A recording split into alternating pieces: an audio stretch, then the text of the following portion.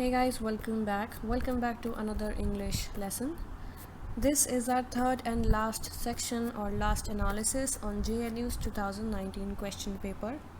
We're done solving almost all the questions. We're done analyzing almost all the questions from JNU'S 2019 question paper. I'll be putting the links down there in the description box. You may click the link and watch the other videos first, and then maybe you can come back and watch the other set of questions that we'll be taking up in this video. Right, so we're done solving almost all the questions till question number 20th. In today's video, we'll start from question 21. Okay, let's look at the question first and then we'll look at the passage that follow the questions. Question number 1, it asks us the last few lines in the passage imply that. So we understand that we have to pay attention to the last few lines here. All right. Then question number 22, it asks us the question that the above quotation begins with. Okay, is all right. Let's see. We'll read it and then we'll find out what it would be. Question number 23, it asks us the two figures of speech in the sentence, only that they were tears. Okay, this is the sentence that we'll be focusing on. Only that they were tears, only that quietness and emptiness fitted together like stacked spoons are. All right, this is the question. Let's go back and let's read the passage that we have. Okay, the passage says, let's read it carefully line by line. It says, only that they were tears, only that quietness and emptiness. So we see that the writer here is talking about two important things. Okay, the writer here is talking about quietness and he's talking about emptiness, fitted together like stacked spoons. Okay, so these two, we understand these two things are the prominent things. Only that there was a snuffling in the hollows at the base of a lovely throat. Only that a hard honey-colored shoulder had a semicircle of teeth marks on it. Only that they held each other close long after it was over. So it gives you a little bit of hint that maybe the writer here is talking about two lovers. Only that they shared that night was not happiness but hideous grief. Only that once again they broke the love laws. So okay, we confirmed they're talking about lovers maybe. That lay down who should be loved and how much. What beautiful lines.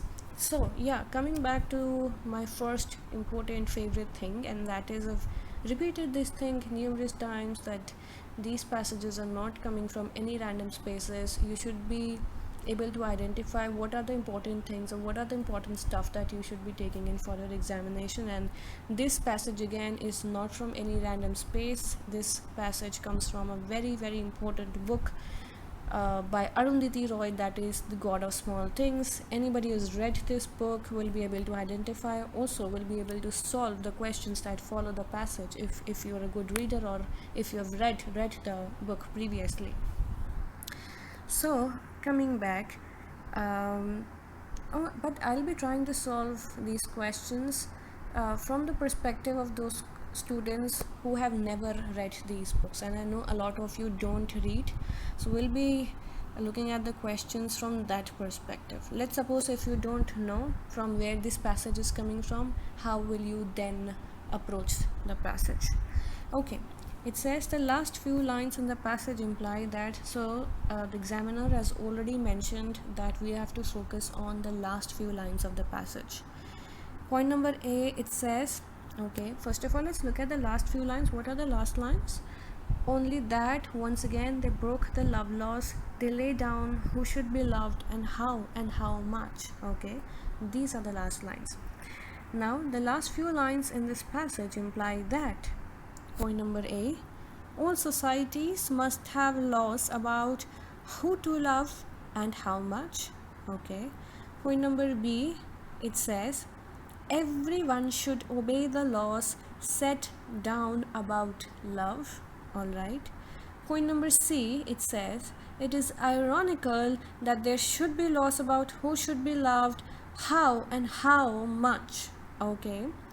Point number D, it says, if anyone breaks the love laws, they will suffer hideous grief. Now, even before we start analyzing, we start breaking these options, let's look at the line again, the last line that we were talking about.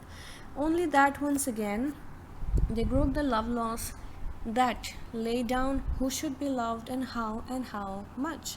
Now, if you look at question number 21, point number A, it says all societies must have laws about who to love and how much. So they're talking about all societies. In the passage, we don't see any such reference. The writer here is not talking about all societies. Okay, so in any case, our first option gets eliminated immediately. Okay, because nowhere in the passage you see that the writer is talking about all societies. It says, or the writer says, only that once again they broke the love law. So they're talking about, the examiner or the writer here is talking about, here specifically the writer is talking about somebody who is they. We don't know anything about societies now. So first option immediately should be filtered out. Okay, then point number B, it says everyone should obey the laws set down about love. Now again, this is one option you can consider. Okay, we can keep this option at bay. Now if you look at option number C, let's keep it on hold. Let's look at option number C. It says it is ironical that there should be laws about who should be loved, how and how much. So now again they've mentioned the word ironical. Nowhere in the passage do you find such reference. Nowhere in the passage we find such reference. So immediately we again filter out option number 3. We filtered out option number A. We filtered out option number C as well. We're still relying on B, and let's now read D. It says if anyone breaks the love laws, they will always suffer hideous grief. Now this is something that really strikes me hard, because look at it, the writer says if anyone. So here they're talking about everyone, here they're talking about anyone. Now this is something, these two words can confuse you. Now here you need to apply your logic, here you need to apply your sense. Now let's again read these two, this last line, keeping in sync the two options, that is B and D, that we have in front of us. It says only that once again they broke the love laws that lay down who should be loved and how much. So the writer here is specifically talking about somebody who is they, maybe two people in love. Okay, and we see because they break the love laws, because these they, okay, the they in inverted commas, I'm putting it in inverted commas, because they broke the love laws, only that, now come back here, it says only that what they shared that night was not happiness but hideous grief. Now again go back and look at the last line. If anyone breaks the love laws, they will suffer hideous grief.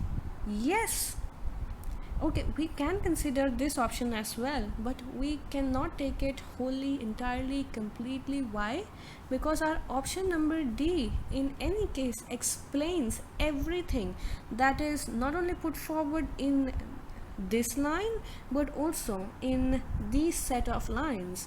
Only that what they shared that night was not happiness but hideous grief. Now come back here, look at it, the last line, or the last option, if anyone breaks the love laws, they will suffer hideous grief. So not only they're talking about love laws, they're also talking about the suffering that comes in the form of hideous grief, and this is very much mentioned in these last set of lines. Only that what they shared that night was not happiness but hideous grief. Only that once again they broke the love laws that lay down who should be loved and how much. Right? So we understand here, right? The correct answer here should be option number D. Okay, now let's move on. Next question that we have in front of us is the question that the above quotation begins with: is A declamatory, B rhetorical, C melodramatic, or D all of the above? See, it's not melodramatic at all, not at all. Declamatory, no. Rhetorical, yes. Why? Because you see, this passage very much involves, this speech very much produces a certain kind of effect in you.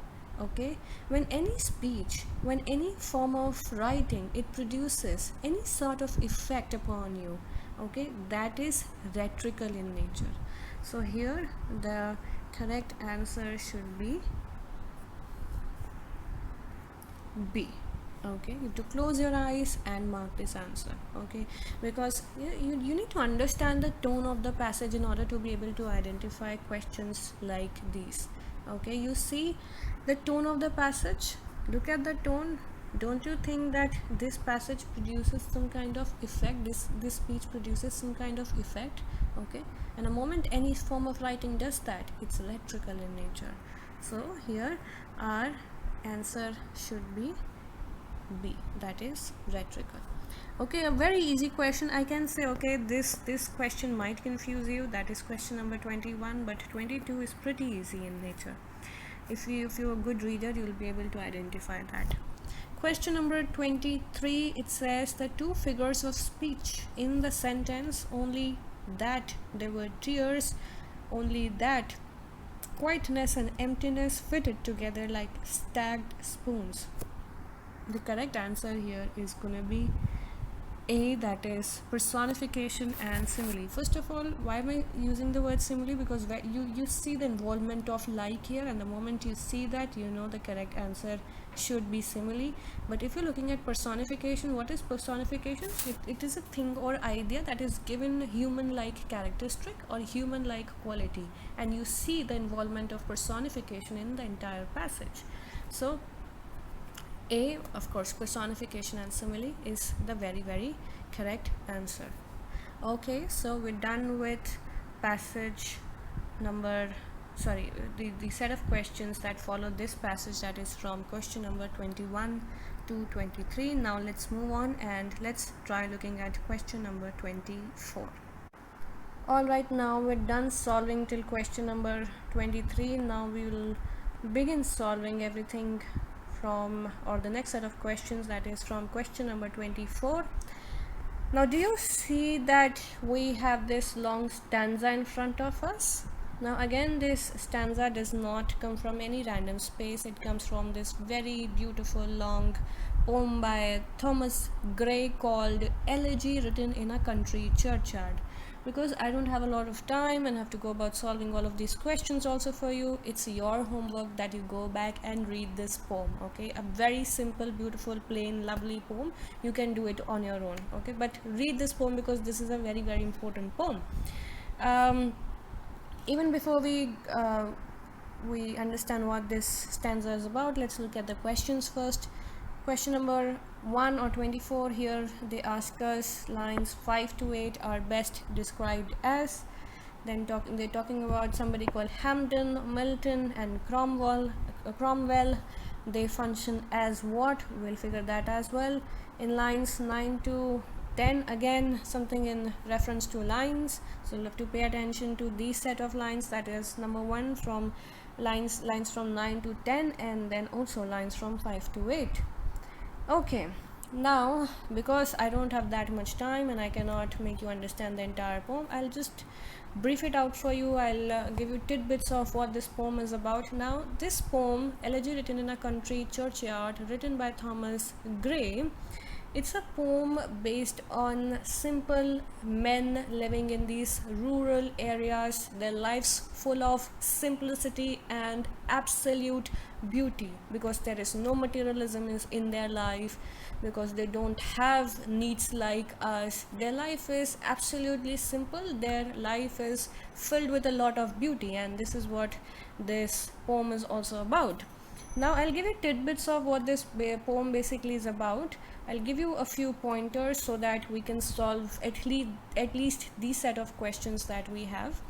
See, first of all, in this poem, in the first few lines, you see that the poet explains, he's given us these names like, I'll mark it for you, Hampden, Cromwell, and there was one more, Milton, yes. He's given us these important names, and with this set of names, the poet here explains us that due to lack of opportunities, due to lack of money, these people living in these rural areas, in these plain areas, they could not become great like Hampden, Milton, or Cromwell as well in that case. Now, if you don't know who Hampden was, he was a great guy who opposed King Charles I, also went on to save a lot of people from the abuse of King Charles I.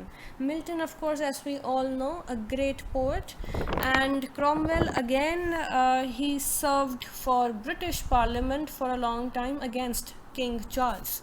So these set of people, these three set of people that we have mentioned here were very important in the British history, and the poet in reference to these set of people talks about the rural men, talks about the people living in these country areas, living this simple, plain, beautiful life, but due to lack of opportunities, maybe they were also strong, maybe they too had a great deal of ideas like Hampden, Cromwell, or Milton. In that case, maybe they could have also achieved similar kind of things like these people did, but due to lack of money, due to lack of opportunities, these people could not become as great as these people. Okay, apart from this, the poet also talks about the situation of these people, the circumstances of these countrymen, their lot. He uses the word their lot forbade. Now, a lot of students will not even understand what lot is, because you have this very word mentioned in the question number 25. So here, this deep study becomes very important. So lot basically here refers to situation. Lot basically refers to the circumstance of these people that kept them from receiving the applause of the kings and politicians, and this is why they could not get themselves any place in the history books.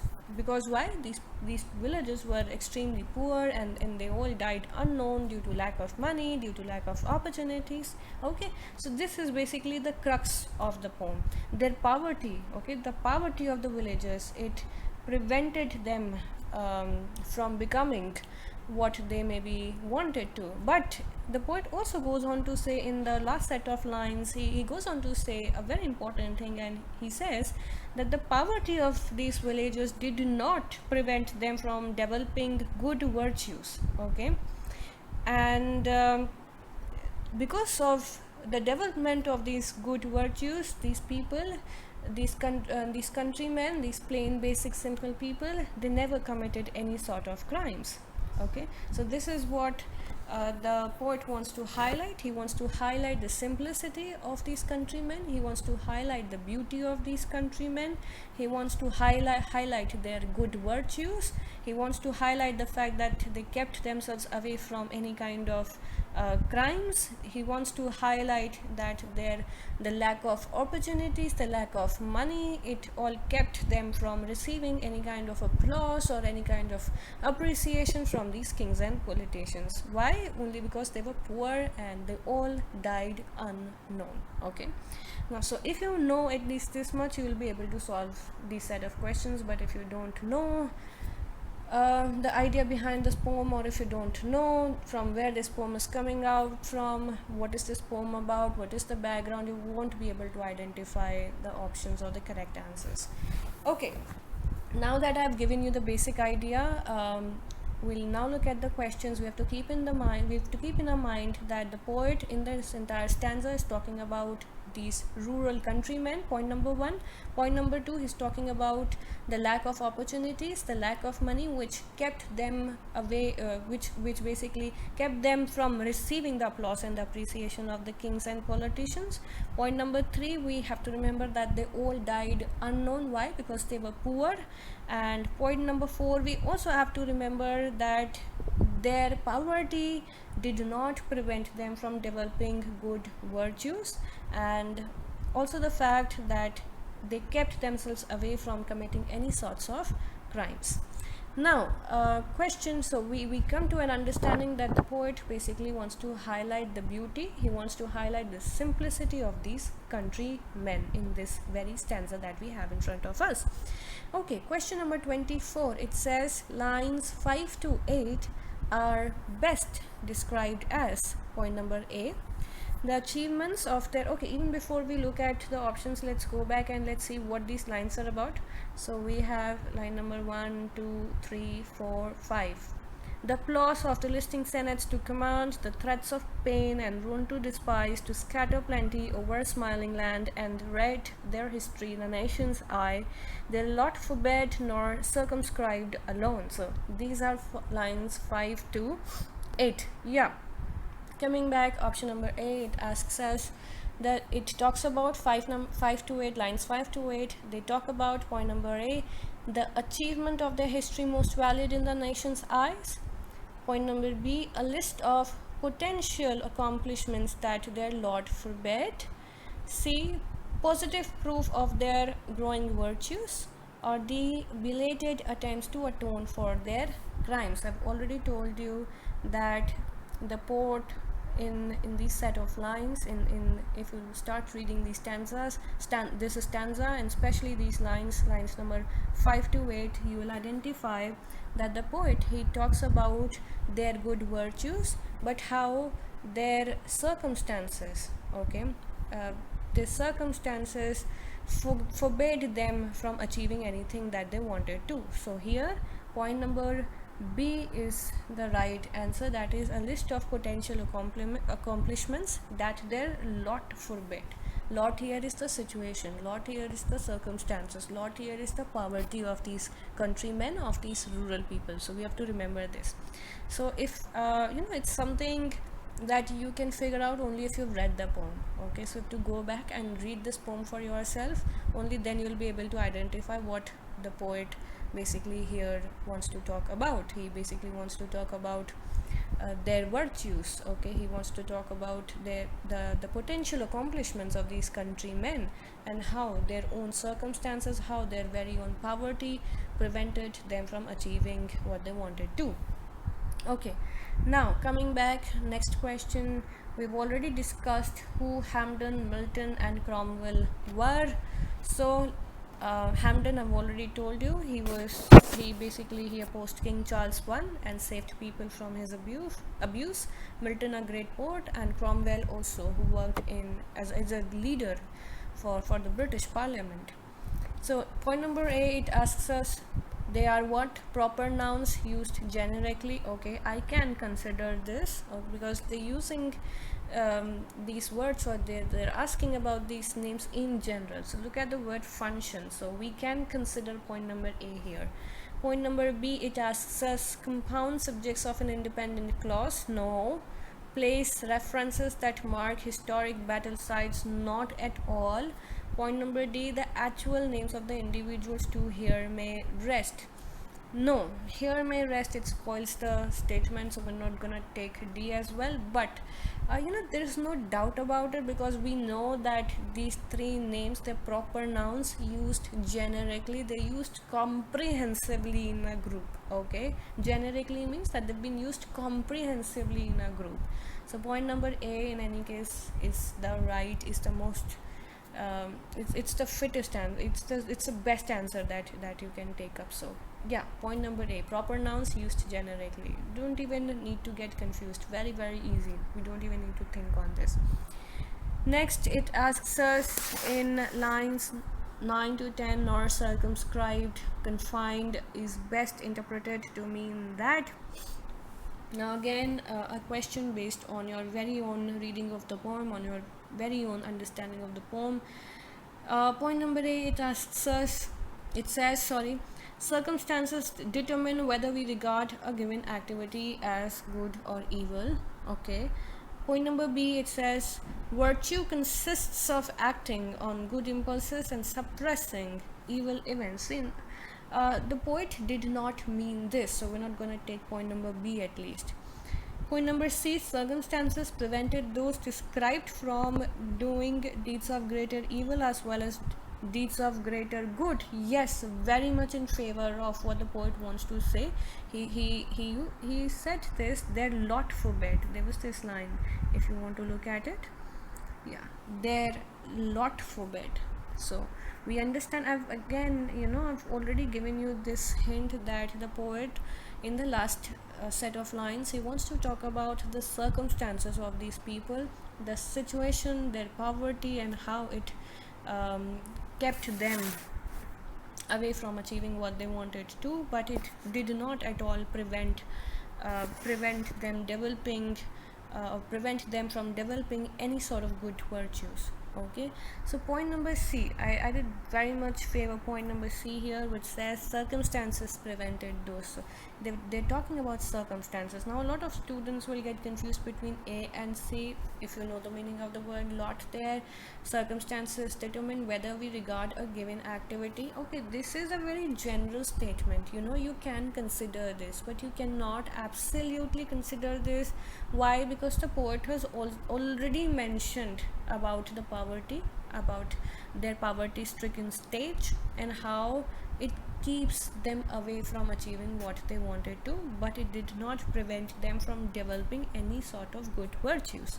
So point number C completes the idea of the poet himself. Okay, point number C is a more strengthening option. It totally completes the idea of the poet, so we're gonna mark point number C here. Okay, very absolute answer, there's nothing to think about. D, it says the chief virtue of these described was limit. No, absolutely wrong.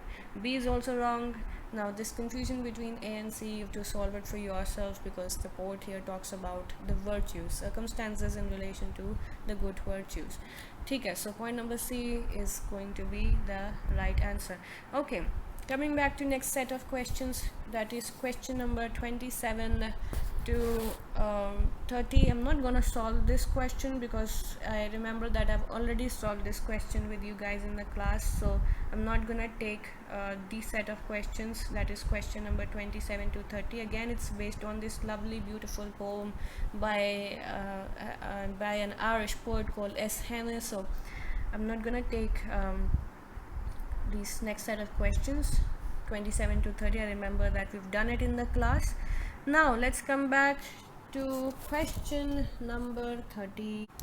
Alright, now coming back to the last set of questions in JNU'S 2019 question paper. We have this passage, and based on this passage we have two set of questions followed by 4 options. 33, question number 33, which is the last question in JNU'S 2019 question paper. It's not based on any passage, it's based on your absolute objective learning. For this passage that we have, this passage is followed by 2 set of questions. Okay, now let's look at the passage. It says, in one of his chapters titled Narayan Hemchandra, in his autobiography, Mahatma Gandhi describes his meeting in England with a queer man, queer is a strange man, who wore strange clothes and had an amazing disregard for the English language. In the process of teaching him English, Gandhi noticed that Narayan Hemchandra was innocent of grammar. Horse was a verb with him and run a noun. I remember many such funny instances, but he was not to be baffled by his ignorance. My little knowledge of grammar could make no impression on him. Unperturbed by his own ignorance, he challenged Gandhi, "Do you know Bengali?" I know it. I have travelled in Bengal. It is I who has given Devendranath Tagore's works to Gujarati speaking world. So, these set of lines, do you see? My little knowledge of grammar could make no impression on him. Unperturbed by his own ignorance, he challenged Gandhi. Do you know Bengali? I know. I have travelled in Bengal. It is I who has given Devendranath Tagore's works to Gujarati speaking world. So we come to know that this other guy was also a very, very important guy. Okay, again, this passage is not coming from any random space. This passage comes from this very important book called The Story of My Experiments with Truth. Now this is a very popular book. If you have not even read this,